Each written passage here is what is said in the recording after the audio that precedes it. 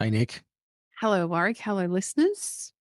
G'day, tradies in business. Are you ready? Are you strapped in for the funniest thing you've heard all day? Come on. It could be very funny. It's probably not, but anyway. Where does a snowman get the weather report? Oh, no. I don't know, Nick. The Winternet. G'day, I'm Woz. And I'm Nick, sometimes Coxie, mostly Nick. This is the Tradies in Business podcast, and we're here to share a bunch of tips, ideas, tactics that you can put in place to get change happening in your trade business right now. If you're really lucky, we're going to entertain you with a few mum jokes and, more importantly, a bunch of fantastic guests that will educate you in all things you need to know about trade business. But we do promise to do it with a whole bunch of fun along the way. I'm a self-confessed idiot, so strap yourself in and enjoy another episode. Oh, I love how you're actually making the jokes relevant to our guests, Nick. I'm trying very hard. It's a Sorry. new thing for you, and your internet is cracking. If anybody's watching the YouTube version of this, we've got the pixelated version of Coxie. Yeah. But impressively, our guest is beaming in all the way from the bottom of the earth, literally. Mm. Connor Gordon, welcome to the podcast, mate. Thanks for having me. Absolutely. Now, you have a handle. What are you, a carpenter in Antarctica, or is that it? Yeah, spot on. Okay, So, cool. See, I do follow your socials, mate. I'm a creepy It stalker. has been a little bit quiet recently, actually. I can't imagine why. Yeah. I think the darkness of winter's I've lost the motivation a little bit, but Yeah. it's still there. All right, give our listeners some context, Connor. Some of our listeners would personally know you because they've hung out with you on Zoom meetings. But can you give us a bit of backstory, mate, so our non-tradiepreneur listeners know who we're talking to? So I used to run CRG carpentry and maintenance in Canberra. Mhm. Not too long, about 3 years full time, and had the pleasure of dealing with you guys as my business coaches. And in 2023, I cancelled the business, closed it down, and moved to Antarctica for work for a year. It's a That's the short very version. dramatic way to get away from Warwick and I. I really thought we had a thing Yeah. going, Connor. Oh, I needed a really good excuse. It's, And- sorry, Warwick. Normally you go to like the Cayman Islands or something, don't you, if you owe a heap of tax because you haven't really left Australia. No, I still got to pay a good amount of tax. Yeah. I feel like I'm just going to get in the way with this terrible internet. So I apologize if I'm talking all over the top of everyone. Connor, it's a very dramatic change that you've made. And I want to understand what maybe intrigued you in the first place enough to start looking into it. And then what was the process of applying to go and work at the bottom of the earth? Where do I start? I've sort of seen that there's job opportunities down here from back when I was an apprentice, but never sort of thought I had the experience for it. And then it was at the start of 2023, I was actually looking for employees on Seek, and in the process saw that they were advertising for workers to come down here. And something just clicked, and I went, I've got the experience, and it's probably now or never. And I applied for the job and stopped looking for employees. And it was sort of almost an instantaneous thing that I just went, that's what I'm doing. That's my new goal and my next challenge. So there's a lot of things that attract me to it. I've always liked the idea of going away to work for a period of time, saving money, coming back and having, then a period of time and a bit of money to spend, whether it's on traveling or, purchasing a property or something along those lines. Sort of like FIFO, but on a bigger scale. You can earn some decent money down here as well, and you can save a lot because you're away for a year and there's no expenses really. I sold the business, I closed the business down, sold all the assets. I've got a Spotify and a Netflix subscription, and that's about it. So saving everything I'm earning, and then that allows me to go and travel when I get back. So that's sort of the big attraction for me. There's also a lot of training, a lot of new skills from coming down here. So I spent 3.5 months in Hobart doing, dogging and rigging courses, working at heights, scaffolding. I did 2 weeks at the hospital learning how to assist the doctor with surgeries if we ever need to do that. Wow. So I've got 2 weeks worth of training as an anaesthetics nurse now. Wow. Search and rescue, like rope access training, just a whole array of things, which is like fantastic. I love learning new skills, and getting paid to do it's even better. Mm. Amazing. I imagine it must be a bit of a culture shock to arrive. Do you leave from Hobart to go to Antarctica? Is that where you were stationed before you came across? Yeah. So when you first get the contract, you've got to move to Hobart to do all the pre-deployment training, which can vary from, a week to several months. And then you go from Hobart to Antarctica. So what's it like when you first arrive? I can't even begin to imagine just even visually what that must be like. Yeah, so I'm at Casey Station, so we've got a airfield relatively close by. So I flew in, and you come onto this ice runway, and it's just white. Everything's white. You can't see, there's nothing on the horizon. It's quite a surreal experience. They need really good weather to fly. So if you're flying in, you've always got, beautiful blue sky day. So yeah, it's a pretty incredible experience when you first step off the plane.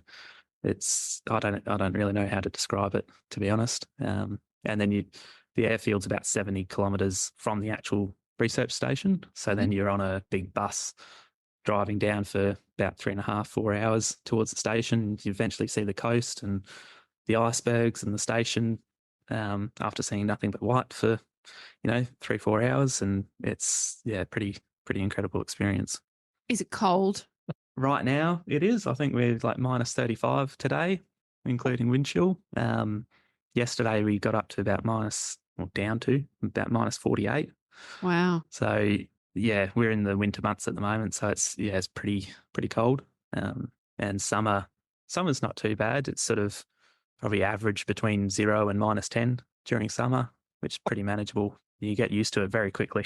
Do you really? So I can't even imagine working in that kind of cold climate. It must be so unpredictable for you to be able to work outdoors when it's so incredibly cold. Can you work outdoors in the extreme winter, or do you have to wait until the warmer months? Most of the work is, like, especially the outdoor work, is planned for the summer periods for that reason. It does get pretty hard working outside during winter. If you're continuously moving, it's usually fine. You've got all the right gear for the weather. But if you're doing something that's a bit stop-start, you really notice the cold the second you stop moving and the blood stops flowing. It makes a big difference. And I imagine there's a big safety aspect to living and working there because of the conditions. I know it's something that a lot of our listeners not struggle with, but it's such a huge impost safety on site. Like we're talking about building sites and construction zones, and thinking about what you're doing down there, where if you don't have your PPE on, you literally die because of exposure and all that sort of stuff. How on earth is that managed by the research station and the people who are responsible? Because it's a pretty big deal. Yeah. There is a lot of upfront training. We've got to do cold injury training and repeat that every 6 months, unlike these online modules. Just constant training, constant reminders. These current months during winter, we've got to make sure that when we're going outside, we've got no skin at all opened, exposed to the environment. So it's just that constant awareness that you're covering up, you're using the right clothes.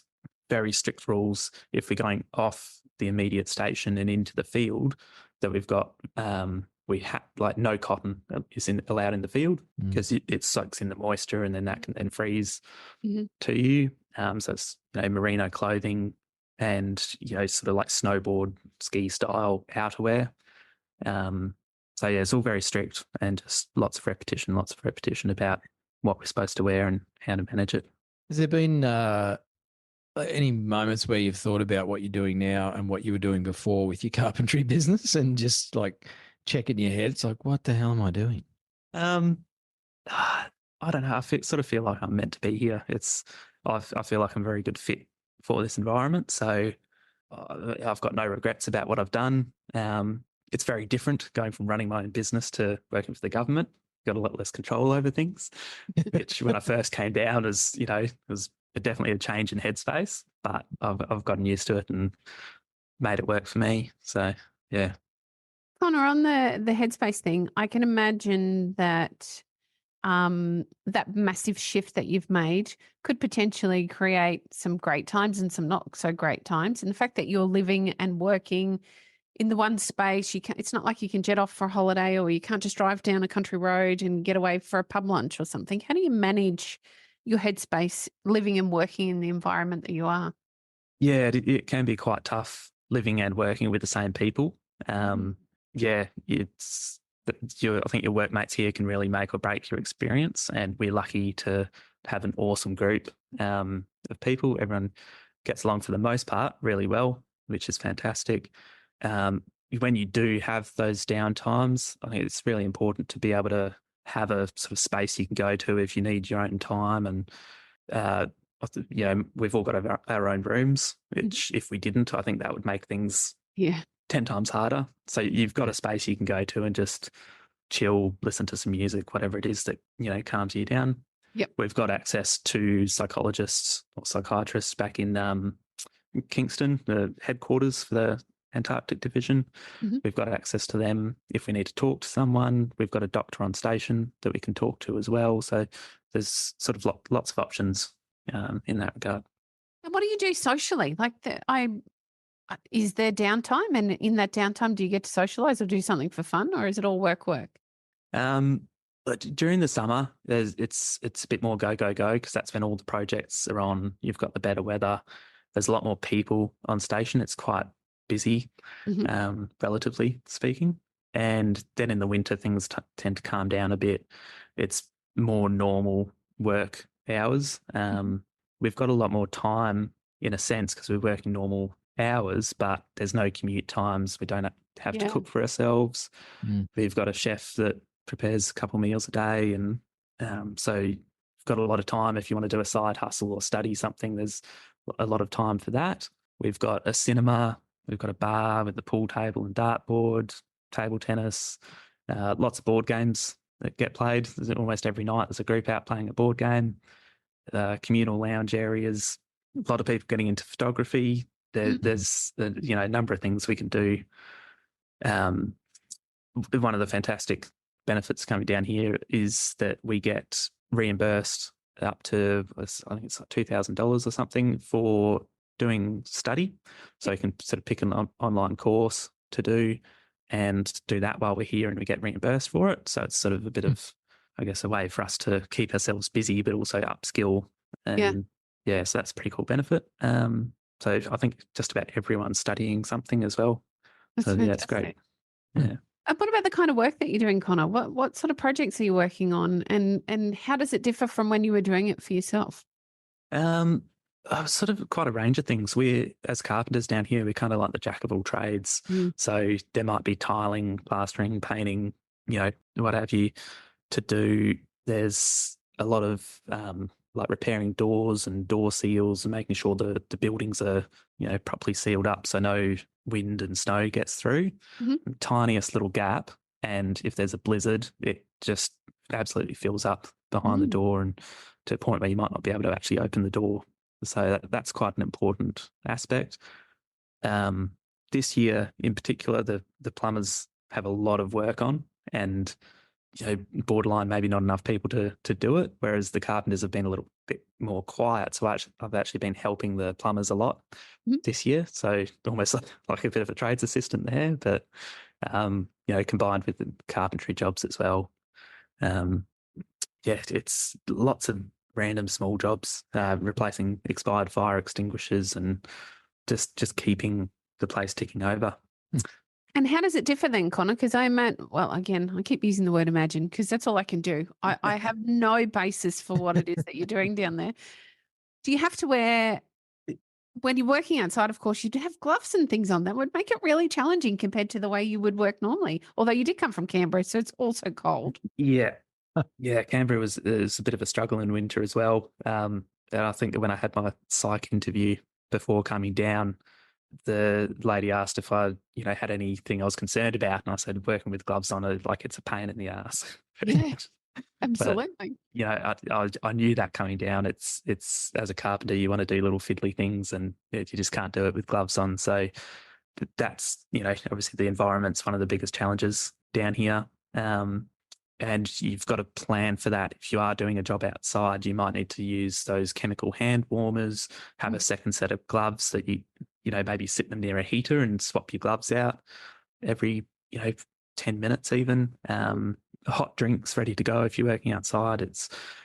You really do need to put a bit of thought into how you manage the cold, pretty much. Because, it can hit you pretty quick. Does it slow you down then because you're having to think about some of those external ways to keep warm? Yeah, a 5-minute job can take all day here. Pretty Wow. But you work for the government, Connor. That's how it rolls, isn't crazy. Yeah. Standard. Couldn't resist that one. But sometimes, you've got to shovel snow out of a doorway to get something, or the vehicles are blizzed in and surrounded by snow, so you've got to shovel the vehicle out to then get the vehicle to where you need to go. And, any number of things can add up to just really drag out a job. And the work's, it's a much more commercial style of work. It's kind of like being on a mine site. Mine site is probably the closest thing to what we'd have in Australia. Whereas in Canberra, I was doing residential renovation type work. So that's quite a change as well. Instead of working on nice entry doors, I'm working on big vehicle workshop roller doors, panel lift doors, and that sort of thing. So there's a few new things for me to learn there. Yeah. These complexities with the weather are really abnormal for somebody that grew up in Australia. And yet there are so many countries in the world where this is almost normal, perhaps not completely to this extreme, but we have some clients that now I can't quite remember where they came from, Warwick, but it was in winter they couldn't work because they were just totally snowed in. Norway, thank you. And so it was really interesting just learning about how your trade is still applicable. It doesn't matter where you go. We need carpenters or plumbers or electricians. And there are different pressures that mean that we can't work at certain times of the year or through certain situations. There's plenty in Australia as well. If we get a cyclone or inclement weather, they can keep us off site for a really long time. But it's a different pressure than it is with this cold extreme that you're experiencing. Was that hard for you to get your head around when you first arrived, or because you were coming into that cold space, you were quite prepared? Yeah, I think they prepare us pretty well. Like I said earlier, I was in Hobart for 3.5 months, and you're sort of constantly exposed to these discussions and people who've been down before and recounting their experiences and letting you know what to expect, as well as the official training. And so you are prepared pretty well. It's a bit weird when you get down here, but you get used to it very quickly, I think. I was only down about 2 or 3 days before we had our first blizzard, and so I just got sort of thrown straight into the deep end. And so I think that was good. You got down, you experienced what it can be like, and you're like, okay, well, the winds can pick up in no time. 20 minutes it can go from being still to 80 kilometers an hour. So you basically just have to get into this headspace of never leaving anything untied outside. If you're ever doing any work outside, you've got to leave it as if there's going to be a blizzard that night. You get your head around it pretty quick. We've sort of joked a little bit about the fact you work for the government, and you've had a business before, and you're working very closely with I don't know how many people are there. I imagine it's quite a few in the station. But you're with them for a long time and you're kind of stuck together. All that interpersonal stuff, is there anything proactively being done about those interpersonal relationships and workplace culture and some of the problems I guess our listeners have? It'd just be interesting to see what happens in the the extreme environment and that kind of almost a lockdown scenario. You know, if I think about COVID from a few years back, you guys are in permanent lockdown essentially. You can't escape each other. Yeah. How's that managed? Yeah, pretty much.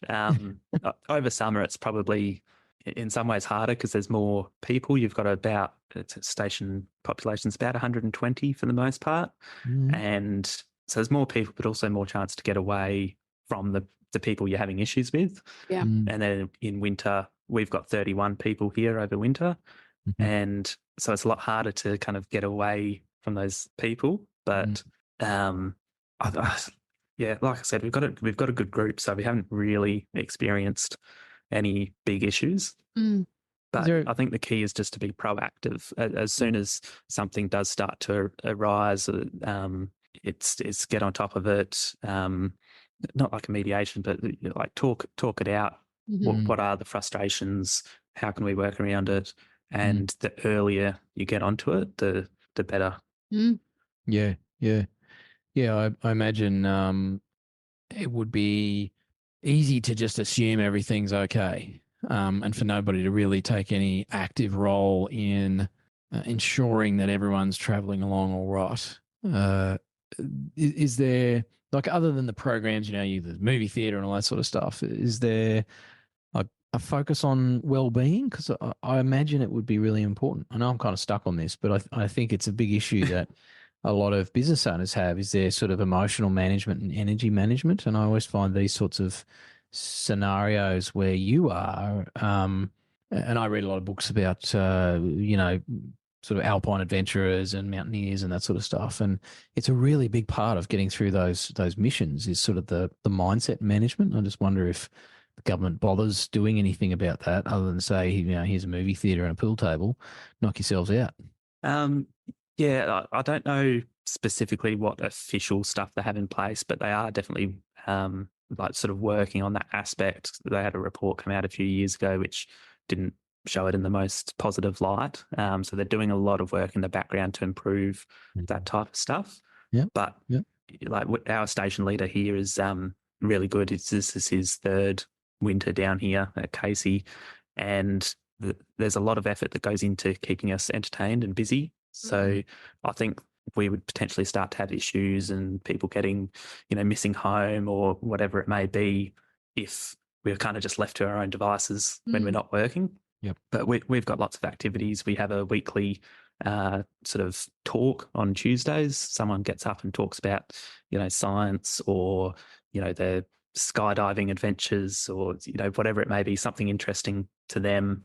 And that gets a really good turnout. We have probably every second week we have some sort of party for whether it's a birthday or someone's just said, hey, I want to, you know, do this, have a Guitar Hero tournament or something. So there's always something happening that keeps people engaged, and there's no, you know, no one has to go to it, but there's usually a very good turnout. And so there's always something just to keep us ticking along, thinking about what's happening, you know, the following week, or keeping us engaged, I think is pretty key.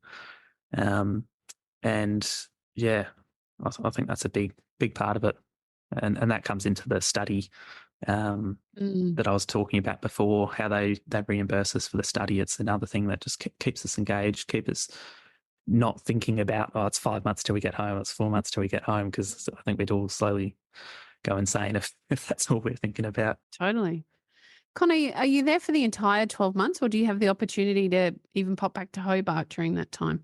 Over the summer, there's flights coming and going from Casey, so it's not uncommon for people to pop home if there's a medical reason or something rather serious. And that did happen this summer. One or two people sort of had to pop back home for stuff, and then they were able to return before winter. But over winter, there's nothing. There's no flights. There's no ship. It's about 7 or 8 months. We're just here. That's it. No coming or going. Oh, that messes with my head on all kinds of levels, like the food. And there's just so much in my head, so many questions I have. But I want to know, probably first and foremost, Connor, what do you miss about home? Fresh food is a good one. Now that you brought it up, Nick, nice one. Yeah. He was just getting over that, Yeah. and he just talked about a Sorry, juicy Connor. steak or something. It's been all right recently. We've got a hydroponics set up here, so we've got some leafy veg that's come out of that Nice. quite recently, which has been a real treat. I think you learn to really appreciate the little things down here. But I think fresh food is a big thing that a lot of people miss. And although we get really good food from our chef, we miss just being able to go out to a restaurant or cook our own thing and have exactly what we feel like on that given day. I won't tell you about the kingfish sashimi I had last night then, mate. It was terrible. I'm sure there's plenty of sashimi in Antarctica. You're going to get it anyway. That's You the can best get place to outside get it. catch it. It's all frozen stiff. Yeah. It's a bit of sea ice in the bay we'd have to get through for that. Connor, the animals there are so different than what we see at home for all of us. What have you encountered so far? Lots of Adelie penguins. There's a couple of colonies nearby, one within walking distance. And so sometimes they'll be walking through station and we've got to sort of stop what we're doing and get a few photos and let them do their thing. But they're amazing. I could watch them all day. Yeah. We get seals, got Weddell seals and leopard seals, I think are the main two. And a couple of birds, snow petrels and skewers are the main two birds we get, and storm petrels. So there's not a lot of variety. That's about it. And elephant seals as well, actually. They're pretty interesting creatures to watch. Yeah, wow. So very limited, but very, quite amazing wildlife. And the penguins, you can't get enough of them. They're very cute, but weird creatures. They always look confused and walking around in circles, don't know where they're going, but they're on a mission. They sound like employees, mate. Confused, walking around in circles. Trying to look busy. First year apprentices. Yeah, definitely. Connor, would you do it again? Come back to Antarctica? Yeah. Would you do it all again? Yeah, I'm planning to. Wow. Okay. Yeah, treat it like FIFO, year on, year off for a few years and see where I go from there. It's fantastic. Nice, Who would have thought that this would have ended up? I could never have picked this in a pink fit. Yeah, it sort of came out of the blue, but like I said, once I kind of saw it, something clicked and I just went, that's me. Yeah. It sort of, I don't know, it just works really well for me. It fits everything I want to do. Like I said, I like learning new skills. I'm a snowboarder as well, so I'm quite comfortable in the cold environments and almost prefer it. And I could save a lot of money. I've been a pretty nomadic person. Since 21, I've lived in Christchurch, Queenstown, Wollongong, Canberra, Perth. So I'm sort of quite used to moving around. So it just works really well for me. I can come down, work, save some money and go somewhere new for a year. Fantastic. Yeah. What a lifestyle. Perfect, mate. I'm going to ask you the question that I often ask on the show, and I'm fascinated to know what your answer might be, Connor. If you had 1,000 trade business owners in a room, what would be one piece of advice you'd like to leave them with? It's a tough one. Other than sell up and move to Antarctica. Follow your passion, I guess, do what makes you happy.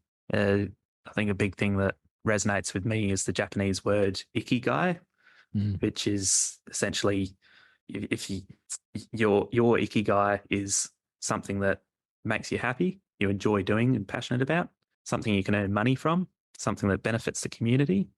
And there's another one which I've slipped my mind, what you're good at. Yep. So if you're good at something, you enjoy it, you can make money from it, and it benefits the community, that's your ikigai. And I think I've found that for me. And so I've just dived in head first. And I think if you can find that, it's a pretty amazing thing. So love it, mate. Go for it. I must admit, I've found this thoroughly entertaining. I have so many more questions, Connor. I think I'm going to send you an email and you can do it in long form when you've got time. And there's a project for you to work on. What a fascinating choice that you have made to spend this time in your life doing something so amazing that does benefit us all. Thank you. Hope you continue to enjoy. Please be safe. I'll Wear all leave your Always. PPE, mate. Yeah. Please keep your PPE. It's good to see you. You look really well and healthy. It clearly suits you down there. Thank you so much for coming and sharing your story. No problem. Thanks for having me, Thanks, guys. Connor. Appreciate it, mate. All the way from Antarctica. Take care, and we'll see you when you're back on the mainland, perhaps. Tell us what the comparison's like. Yeah, maybe start up another business, maybe. Nice, mate. Oh, now one last thing. If people want to go and check you out, obviously you've got a social channel. You said it's been a bit quiet lately. Can't imagine why. What's the best place for people to find you, Connor? Yeah, Carpenter in Antarctica on Instagram, and in the near future I'll be popping up some YouTube videos as well. So I'll put some notifications up on Insta if that happens. Awesome, mate. Love seeing your some of your footage from when you got down there and heading out on your little adventures off base. So looks amazing, mate. And great fun. Go check Connor out, gang. And have a think about your ikigai. Give it some thought. Thanks for being on the show, Connor. Thanks for having me. Hooroo.